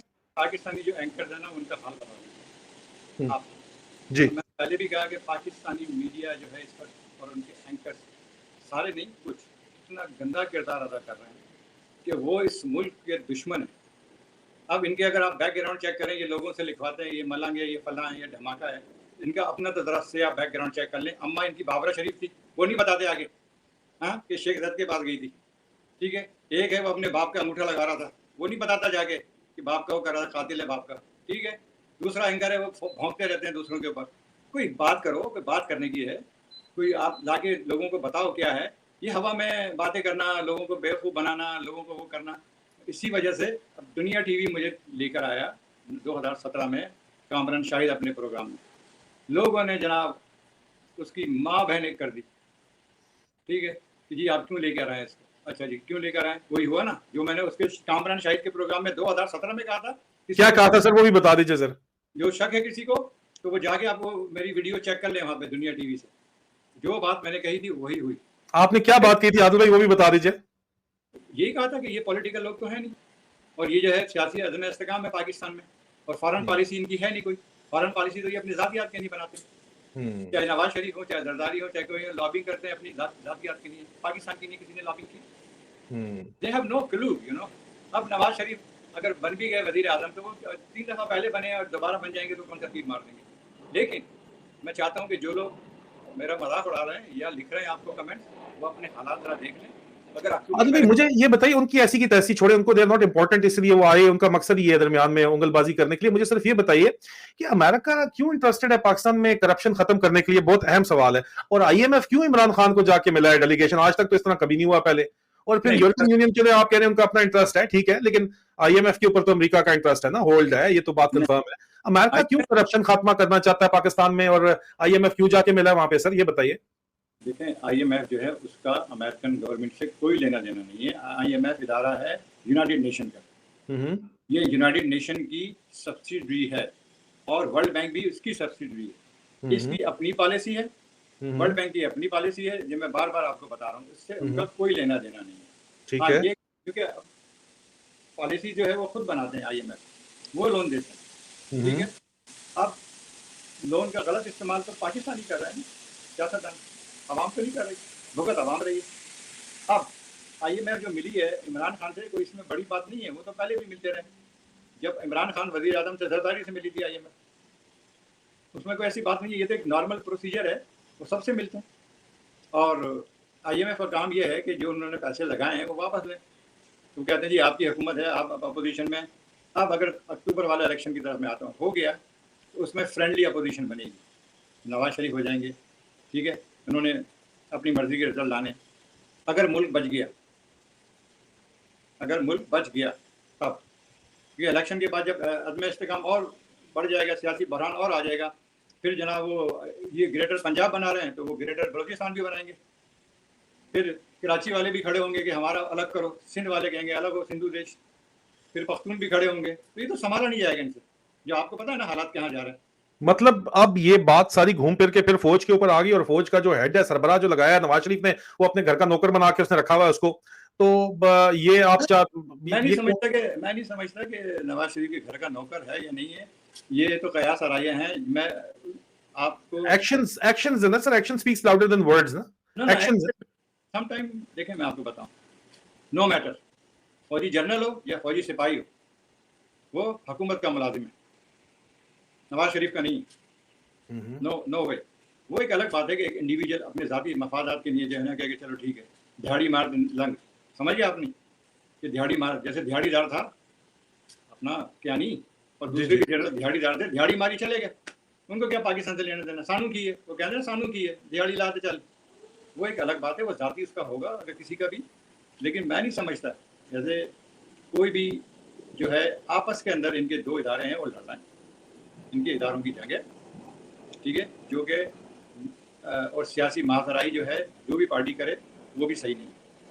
अगर इमरान खान ये समझते हैं कि एक धड़ा जो आपस में दो लड़ रहे हैं एक सपोर्ट कर देगा, ये इमरान खान की भी भूल है और नवाज शरीफ की भी भूल है। Overall end of the day they are employ of government of Pakistan, they will only work for the interest of the government of Pakistan, they're not going to work for somebody else।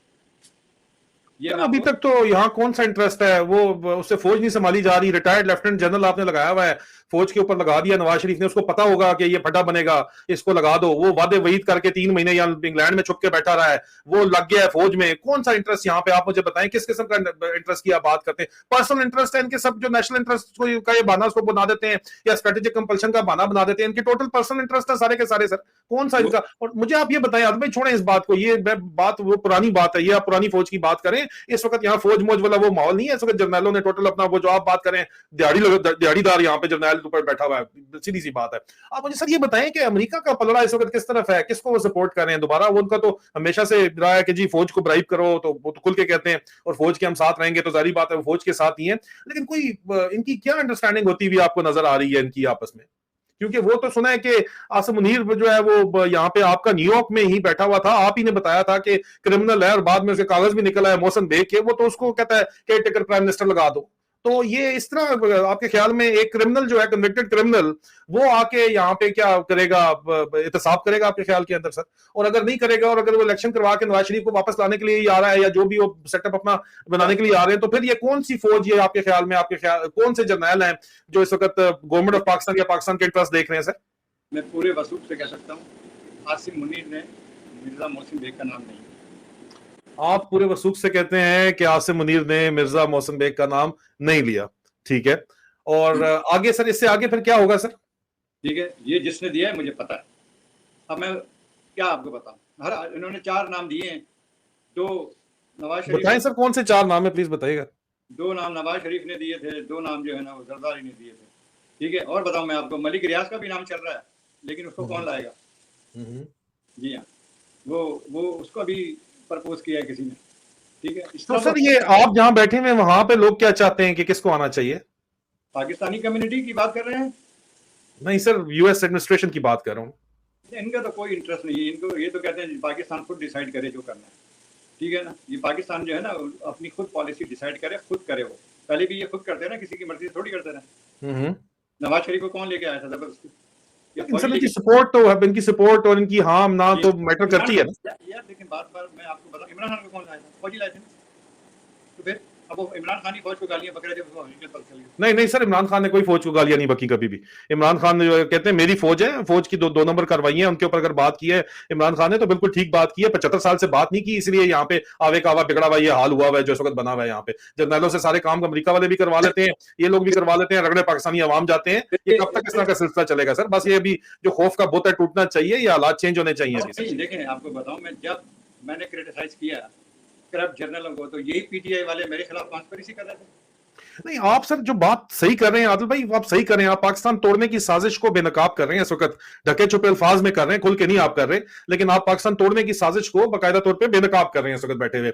और जाहिर बात है आपका central Asia में भी experience रहा है, और आपने मुल्क पहले भी टूटते और बनते देखे हैं अपनी जिंदगी में, और वहां पे आपने काम किया है, कारोबार भी किया है, हुकूमती हल्कों के अंदर भी आप रहे हैं, एडवाइजर्स भी आप रहे हैं, आपने अहम तरीन ओहदों के ऊपर भी काम किया है, फॉरेन गवर्नमेंट्स के साथ भी, पाकिस्तान गवर्नमेंट के साथ भी आपने एडवाइजरी की हुई है, जनरल मुशर्रफ के दौर में काफी लंबा अरसा। ये बिल्कुल आपका बैकग्राउंड है। इस वक्त ये जो पाकिस्तान तोड़ने की साजिश जो आप बेनकाब कर रहे हैं, आपको क्या यह साजिश जो है ये कामयाब होती दिखाई देती है? और इसमें आप ये कह रहे हैं कि Nawaz Sharif fully on board है, और ये बात जरदारी साहब भी ये कहते हैं, और वो नहीं चाहते, जाहिर बात है। क्यों वो चाहेंगे कि पाकिस्तान टूटे और प्रॉपर्टी, जाहिर बात है कि उनकी नीचे आए, या जो भी वजह है पाकिस्तान की, जो जाहिर बात है सालमियत में पाकिस्तान खपे का नारा तभी लगाया था कि वो पूरा पाकिस्तान इकट्ठा जब है तो उसकी जो वैल्यू है वो टुकड़ों की तो नहीं होगी।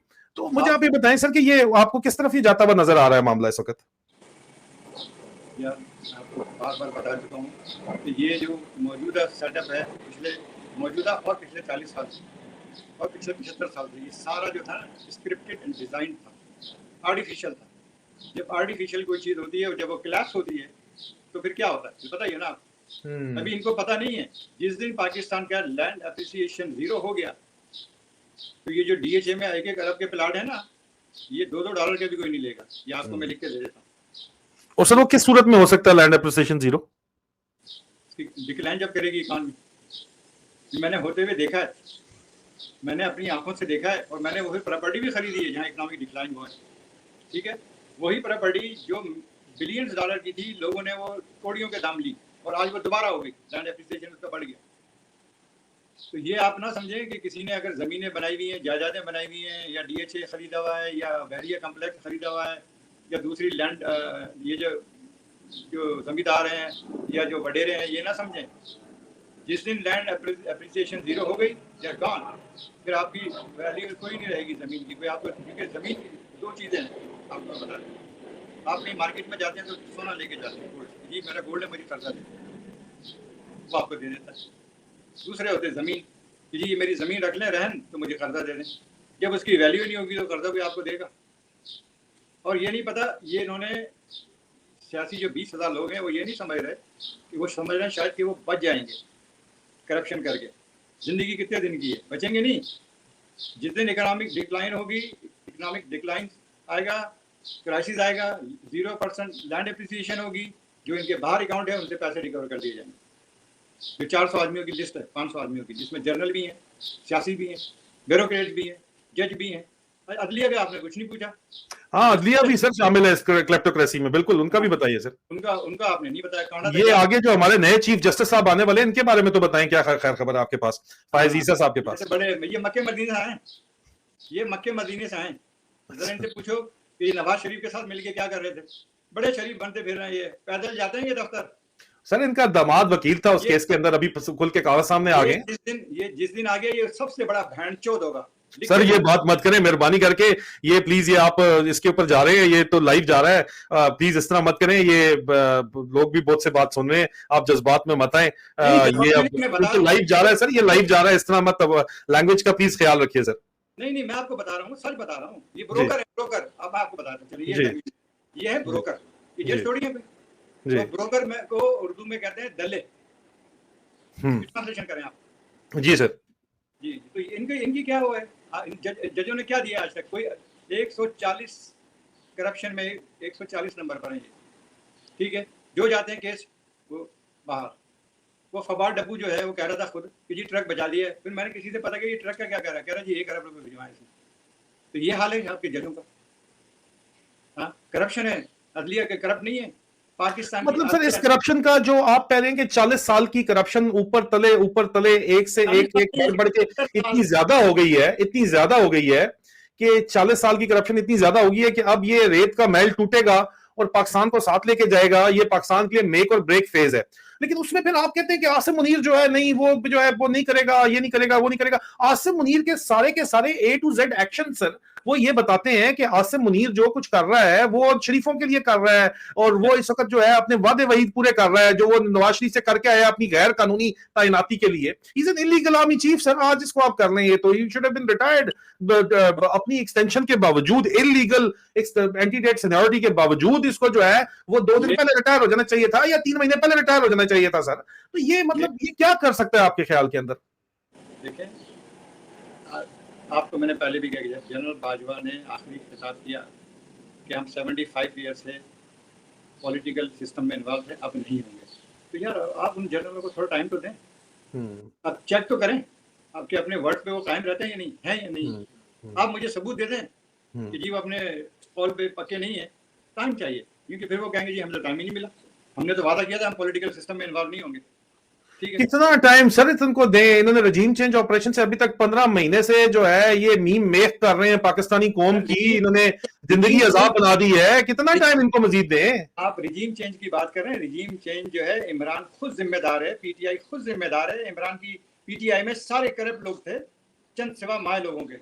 चलो अभी तो साफ हो गया सर, और 80% पाकिस्तानी उसको सपोर्ट करते हैं इमरान खान को। आज वोट करा लें आप, तो फिर 80% के खिलाफ आप किस तरह जाके कोई काम कर सकते हैं? आपको गारंटी देता हूं अगर आज इलेक्शन हो गया ना, इमरान खान इज लूजर।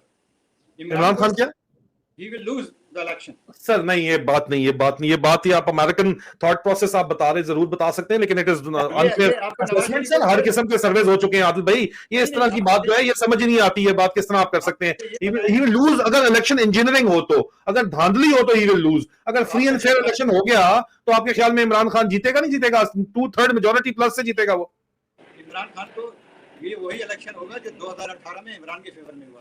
मतलब आप कह रहे हैं कि हाँ अगर आज इलेक्शन हो गया, आप ये कह रहे हैं कि अगर आज इलेक्शन हो गया तो वो इतना हेविली इंजीनियर्ड होगा, इतनी ज्यादा उसमें धांधली होगी कि इमरान खान किसी सूरत नहीं जीतेगा। ये आप कह रहे हैं, ठीक है, ये हम मानते हैं धांधली होगी, लेकिन वो तो सियासी इस्तेकाम, अदम इस्तेकाम मजीद बढ़ेगा, पाकिस्तान में तबाही मजीद बढ़ेगी। उन्हें क्या लेना है? उन्होंने तो ब्रीफ केस उठा के चले जाना है ये 20,000 लोगों ने। ठीक है, ये समझ रहे हैं कि हमारे यहाँ पैसे भी बच जाएंगे, जमीनें, ना ना ना, अभी आप देखें तमाशा क्या लगेगा। देखें 2018 का जो इलेक्शन हुआ था उसमें भी धांधली हुई थी, और जो अब अगर इलेक्शन होगा उसमें भी धांधली होगी। तो लिहाजा पहले सिस्टम को संभाला जाए। मैं ये नहीं कहता कि 80% उसके चाहने वाले हैं इमरान के या 2% हैं, मैं अल्लाह करे कि उसके 100% चाहने वाले हों। नहीं sir, free and fair election क्यों नहीं हो सकता? और अगर फ्री एंड फेयर इलेक्शन हो, आप मुझे सिर्फ ये बताएं, आदिल भाई ये बताएं, अगर फर्ज करें फ्री एंड फेयर इलेक्शन होता है तो आपके ख्याल में इमरान खान जीतेंगे या नहीं जीतेंगे 2/3 मेजोरिटी से? नहीं। कैसे नहीं जीतेंगे सर? क्या बात करते हैं आप? आदिल भाई जो आप बात करें ये ग्राउंड रियलिटी से मुत्तफिक नहीं है। It does not exactly nowhere near the ground reality. Ground reality ये है कि अगर फ्री एंड फेयर इलेक्शन हो तो लोगों से मैंने बात की है, लोग कहते हैं जो हम खंबे को भी इमरान खान अगर कहेगा तो हम उस खंबे को भी जो है वो हम डालेंगे, उसको हम वोट डालेंगे, इमरान खान को ही वोट डालेंगे, और वोट डलेगा ही इमरान खान को। सर सवाल ही नहीं पैदा होता और किसी को वोट डाल जाए। ये ग्राउंड रियलिटी नहीं है सर, वो फिर आपका आपने ग्राउंड तो यही रियलिटी है। अभी पोल करवा लेते हैं, कमेंट्स के अंदर बताएं जी। कमेंट्स में हजारों लोग इस वक्त बैठे हुए हैं, इलेक्शन होगा तो आप किसको वोट देंगे सर बताइए। जो मैं आपको बता रहा हूँ जी सर। कमेंट्स को छोड़ें, ये नहीं हादिल भाई, ये तो फिर वही बात होगी कि वो इलेक्शन को छोड़ें, ये तो ऐसी ही बात हो गई। फ्री एंड फेयर इलेक्शन मैंने आपसे पूछा है स्ट्रेट फॉरवर्ड। अगर फ्री एंड फेयर इलेक्शन होता है, जितने सर्वेज हो रहे हैं सर, सब में हर कोई बात ये करता है, वो कहते हैं कि यार इमरान खान नहीं जीतना है और किसी ने जीतना, वोट हमने देना इमरान खान को है। तो लोग जो बरादरियों को वोट देते थे वो भी आप कहते हैं नहीं, हमने वोट इमरान खान को देना है। जब से पाकिस्तान बना है और आज तक कौन सा इलेक्शन फेयर हुआ? वो एक अलग डिबेट आदिल भाई। मैं आपको कह रहा हूं कि अगर फ्री एंड फेयर इलेक्शन होता है तो फिर उस सूरत में ये नहीं हुआ, फेयर अलग बात है। अगर फ्री एंड फेयर इलेक्शन होता है तो फिर आपके ख्याल में क्या इमरान खान 2/3 मेजोरिटी से आते हैं या नहीं आते जीत के? पाकिस्तान की अवाम इस वक्त किस मूड में बैठी हुई है वाज़े तौर के ऊपर बताएं। पाकिस्तानी अवाम इस मूड में है कि वो सारे सियासी लोगों से नाराज हैं, मजबूर हैं, वो क्या करेंगे? 4 साल मिले तो वो तो फिर पहले सियासी लोगों से मजबूर होते थे, फौज आ जाती थी, वो तो फौज से और ज्यादा नाराज हैं। फिर 4 साल इमरान खान ने क्या डिलीवर किया बता दें मुझे। सर 6% की इकोनॉमिक ग्रोथ हो रही थी पाकिस्तान में। मेरे आपके जैसे लोग पाकिस्तान में बिजनेस में इन्वेस्ट कर रहे थे, ओवरसीज पाकिस्तानी जाके इन्वेस्ट कर रहे थे। बहुत जबरदस्त किस्म के लोगों ने हक हलाल के बड़े पैसे कमाए हैं। हराम का काम जो है वो इतना ज्यादा शायद नहीं चल रहा था, हक हलाली काम ठीक ठाक चल रहा था बहरहाल सर। और इमरान खान को जब आए थे 2018 में सपोर्ट किसने की थी? चले सपोर्ट जिसने की थी, आप इमरान खान साहब खुद कहते हैं कि इस मुल्क में पावर में आने के लिए उनकी सपोर्ट जरूरी है एक दफा, तो वो पावर में एक दफा आने के लिए अगर उनको सपोर्ट थी तो वो आपके सामने ही थी सारी। लेकिन इमरान खान साहब ने उस सपोर्ट को पॉजिटिवली इस्तेमाल किया ना सर, पॉजिटिवली इस्तेमाल किया। ना किसकी सपोर्ट जरूरत है? इमरान खान क्या कहते हैं कि किसकी सपोर्ट के बगैर नहीं आता? शुरू में सर उन्होंने कहा था कि एक दफा पावर में आने के लिए जो है आपको एस्टैब्लिशमेंट की सपोर्ट बहरहाल चाहिए होती है। आप एस्टैब्लिशमेंट जो है ना, उसमें establishment is a separate issue, army is a separate issue. ठीक है, एक आर्मी एस्टैब्लिशमेंट है सर, आर्मी मिलिट्री एस्टैब्लिशमेंट ही अपने सिविल एस्टैब्लिशमेंट को भी कंट्रोल करती है, चलाती है, उन पे फायदे रखती है, अभी वेटिंग पावर भी उनके पास है। तो जाहिर बात है ओवरऑल अगर एस्टैब्लिशमेंट को देखा जाए तो उसको डायरेक्शन तो जो है वो मिलिट्री की तरफ से ही मिलती है ना। तो वो क्या ख्याल है कि इमरान खान डेमोक्रेसी से आए थे, उनकी सपोर्ट से आए? सर जो उनकी सपोर्ट चलो उस वक्त जरूर थी पावर में आने के लिए, लेकिन उसके बाद इमरान खान ने अपनी जो उनको काम सिर्फ इकोनॉमी चलाने के दी गई, उन्होंने चला के कोविड के बावजूद 6% में देखी, 6% ने चला के दिखाई है आपको। पहले बाजवा जो थे वो जो थे उनके लिए बहुत अजीज थे, बाद में कहते हैं कि बाजवा सही नहीं। तो बाजवे ने तो खुद सर जाहिर बात है बाजवा तो अजीज बिल्कुल जरूर था उनके लिए, लेकिन बाजवे ने के ससुर ने के अपने प्लान्स थे ना सर। तो बाजवा जब तक आया था ना सर उस वक्त तक प्लान बन चुका था कि ये इनसे चोरों से जान छुड़ानी है, और हमें बताया गया था कि चोरों से जान छुड़ानी है। तो वो तो बाजवा आ गया, बाजवे के ससुर ने वादा कर लिया था उस वक्त तक, तो वो टाइट जो चेंज नहीं कर सकता था, जो टाइट चला गया था। क्योंकि जब अब जो बाजवा टाइट चला गया है और अपने शागिर्द को बिठा गया, इसलिए वही टाइट चल रही है एंटी इमरान खान। अगर कोई इंसान का बच्चा हकल अली इस वक्त चीफ बैठा होता तो ये टाइट चेंज हो जाती। ये टाइट अभी चेंज वो नहीं कर पा रहा है क्योंकि वो करना चाहता नहीं है। तो ये तो सब बड़ी क्लियर कट डिजाइन है, इसके अंदर तो किसी को कोई शक नहीं है बहरहाल। ठीक है, आप जो पॉइंट ऑफ व्यू जो बयान कर रहे हैं वो बड़ा स्पेसिफिक पॉइंट ऑफ व्यू जो है, वो खासतौर पे जितने भी अमेरिकियों से हमारी बात होती है वो इस किस्म का पॉइंट ऑफ व्यू जरूर बयान करते हैं, लेकिन ये हकीकत नहीं है सर। हकीकत ये है कि ग्राउंड पे 80% पाकिस्तानी इमरान खान को वोट डालना चाहता है, और उनको आप ये बात ठीक है कि फ्री एंड फेयर इलेक्शन नहीं होगा, नहीं होने दिया जा रहा, लेकिन पाकिस्तान में सर अगर ये अब नहीं फ्री एंड फेयर इलेक्शन होगा तो पाकिस्तान का सर्वाइवल ही नहीं है फिर सिरे से। बात तो ये है। आप मुझे ये बताएं, सिर्फ इतनी बात बताएं जी। मैं मानता हूँ आपकी एक बात की, चलें जी इमरान खान, सबको पता है कि इमरान खान को फौज लाएगी, आपको भी पता है। नहीं सर, जेन्युइन सपोर्ट थी ना, वो फौज ने कंट्रोल जरूर किया, लेकिन पहले से पता था कि इसको हंग पार्लियामेंट देनी है। अगर फौज वाकई लाना चाहती है, फौज इसको ऑल आउट सपोर्ट करती सर, तो 2/3 मेजोरिटी से क्यों ना आता? नवाज शरीफ जिस तरह आया था। मैं आपको बताऊं ना, अब मैं खुल के कह रहा हूं आपको, जी और जिसको भी ले आए, ठीक है, और मुझे चला के दिखाए, मैं भी यही हूँ। तो आप सर अभी इस वक्त फ्री एंड फेयर इलेक्शन करवा दें, अवाम इमरान खान को ले आएगी, वो चला के दिखा देगा। हाँ, वो मुझे चला के दिखाए। इमरान खान को लाए थे ना बैकडोर से, ठीक है, बैकडोर कौन सा पॉपुलर लीडर है, उसकी पॉलिटिकल स्ट्रगल है 32 साल की, इतनी स्ट्रगल तो किसी की है ही नहीं सिरे से। आप बताएं, जिसको जेन्युइनली सपोर्ट ओवरसीज पाकिस्तानीज ने पैसे देके फंड देके किया है, बाकी सब तो करप्शन के पैसे के ऊपर चल रहे हैं या मेहरान बैंक के पैसों पे चल रहे हैं। आदिल, आप जो है ना एक ही बात पे वो है बात। मेरा अच्छा इमरान सर बताएं, फ्यूचर बताएं, आप फ्यूचर बताएं कि व्हाट इज द फ्यूचर। मैं इसी तरह जैसा इमरान खान के आदलो आवाज कट रही है आपकी, आदलो आवाज बिल्कुल सिरे से चली गई है, आपकी आवाज चली गई है। आदलो आवाज नहीं आ रही है आपकी, आवाज चली गई है आपकी बिल्कुल। लो जी, आदिल भाई की आवाज ही चली गई है। और आदिल भाई जो बात कर रहे हैं वो इस वक्त अमेरिकन एस्टेब्लिशमेंट का थॉट प्रोसेस वो बता रहे, वो मैं आपको ये बात क्लियर बता दूं क्योंकि उनके बहुत ज्यादा क्लोज तलकात है वहां पे, इसलिए उनको जो है ये बातचीत हम उनसे सुन रहे हैं। आदिल भाई आपकी आवाज नहीं आ रही, आपकी आवाज नहीं आ रही, आवाज नहीं आ रही आपकी। आप इसको स्टूडियो को छोड़ के दोबारा ज्वाइन कर लीजिए, शायद आवाज बेहतर आ जाए फिर। आदिल भाई हमें थोड़ी देर में दोबारा ज्वाइन करेंगे क्योंकि ये डिस्कशन सिर्फ जो है 30 मिनट के लिए प्लान थी, सवा घंटे पे चली गई है। आदिल भाई जो है इस वक्त बाकायदा तौर के ऊपर पेंटागन का एजेंडा बता रहे हैं क्योंकि वो करीब है अमेरिकन डीप स्टेट से, और मैं इसलिए उनको लेके आया हूँ। बिजनेस वो वहां पे करते हैं, उनके बिजनेस पार्टनर्स भी जो है वो। अभी आदिल भाई आ गए, अभी आपको आवाज आ रही है मेरी? आपको आ रही है? जी अभी क्लियर आ रही है। आदिल भाई बताइए, अपने क्लोजिंग आर्गुमेंट्स दें यार, आप जो बात कर रहे हैं वो बिल्कुल बात जो है वो जी अभी जरा थोड़ा कीजिएगा सर, पीछे एडजस्टमेंट कर लीजिए अपनी। आदिल भाई आप जो बात करें, आवाज आपकी बात कीजिएगा जरा। नहीं अभी फिर चली गई आपकी आवाज, आवाज फिर चली गई आपकी।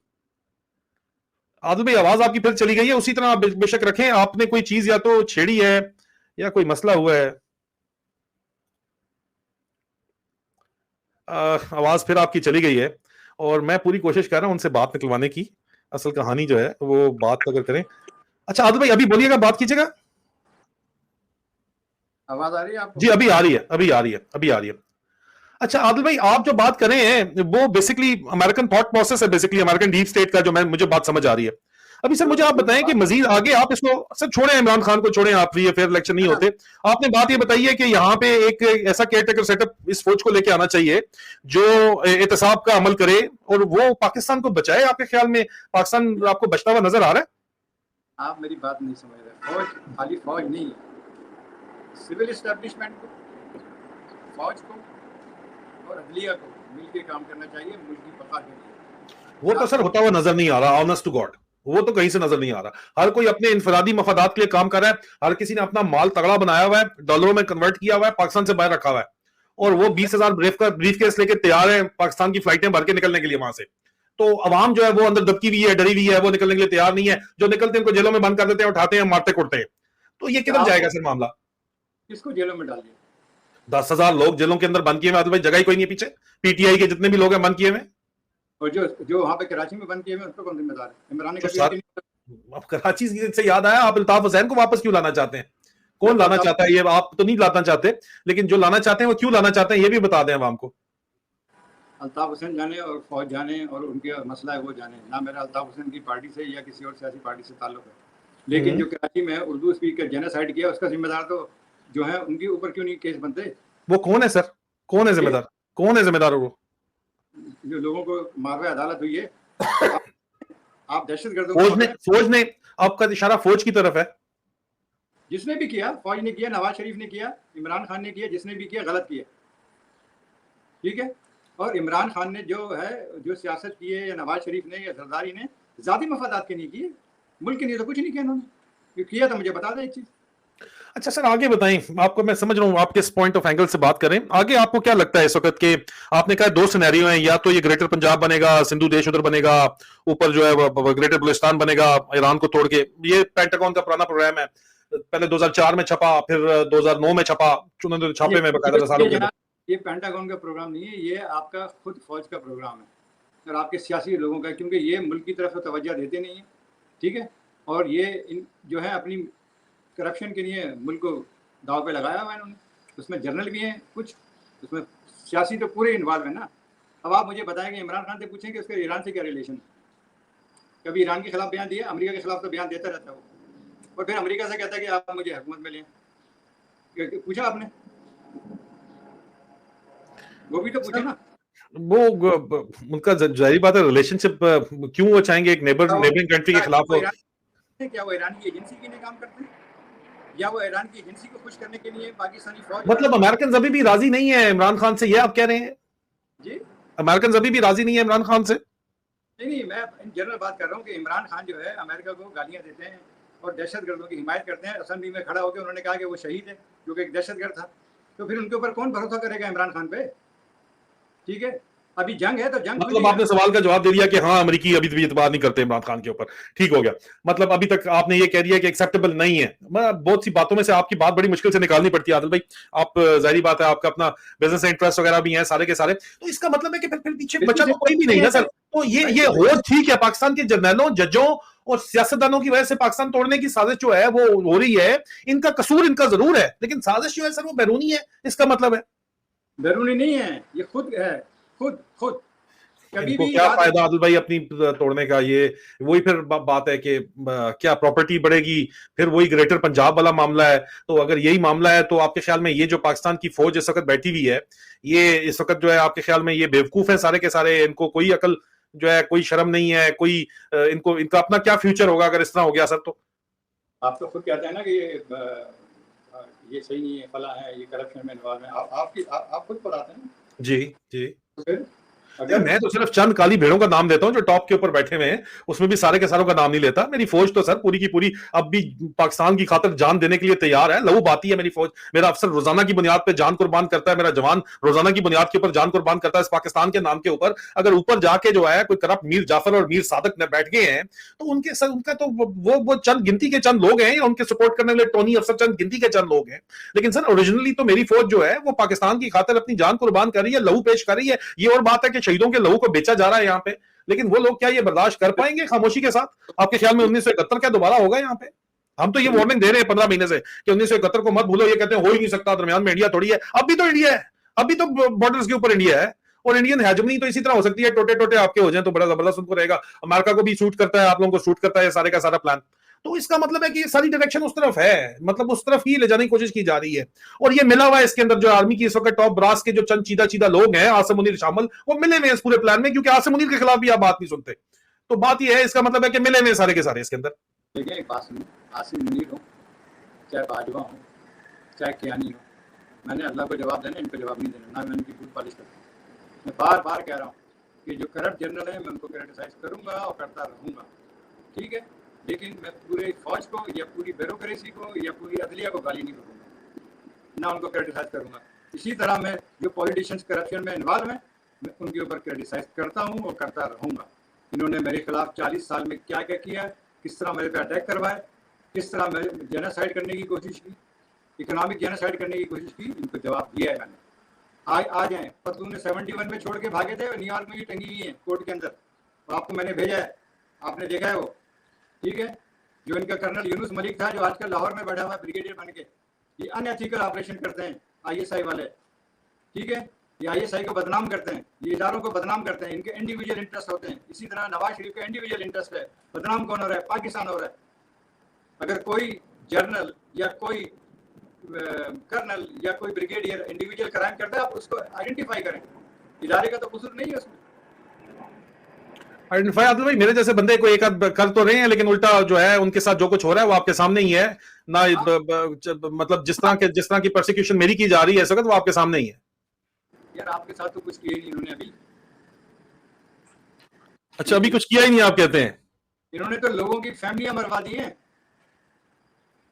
अब भाई कोशिश इनकी पूरी की पूरी है, ये खुद महफूज नहीं रहेंगे अगर उससे अगला काम करेंगे। मेरी भी वालदा को उठाया गया, मेरी जायदादें जब्त कर ली हैं, बैंक अकाउंट फ्रीज कर ली गए, यहाँ बरतानी हुकूमत को शिकायत लगाई गई है, ये दहशतगर्द है, फलाना है, ढींगा है, सब कुछ उन्होंने करने की पूरी कोशिश कर ली है। उससे आगे उनके पर जलते हैं नहीं, तो कोशिश उनकी पूरी है। यहाँ आईएसआई का स्टेशन चीफ सैक करवाया हमने यहाँ पे। जंग मसला ये है कि इनको टक्कर के लोग मिले अभी, आज से पहले मिले नहीं थे, और ये जंग हम जीत के दिखाएंगे, अभी पाकिस्तान बचा के दिखाएंगे इंशाल्लाह, नहीं तो फिर फायदा ही कोई नहीं इस जंग पे लड़ने का, सीधी सी बात है। ये मेरे ख्याल में this is the end point of it. मेरे ख्याल में we need to conclude this programme. Already 1.5 घंटे हो चुके हैं। कोई क्लोजिंग रिमार्क्स आप देना चाहते हैं तो बताइए। बस शुक्रिया। जी बहुत बहुत शुक्रिया आदिल भाई आपका, आपको अपना कीमती वक्त देने का। अजीजान मन, ये जो गुफ्तगू हुई है इसमें से आपको जो इन बिटवीन द लाइंस आपको जो है वो बातें जो है समझ आनी चाहिए। कुछ लोग जो समझ नहीं रहे वो बाद में इसको दोबारा देख लेंगे तो उनको समझ जरूर आएगी। मुझे और आदिल अंसारी साहब को इजाजत दीजिए। इंशाल्लाह बहुत जल्द दोबारा मुलाकात होती है। फी अमान अल्लाह।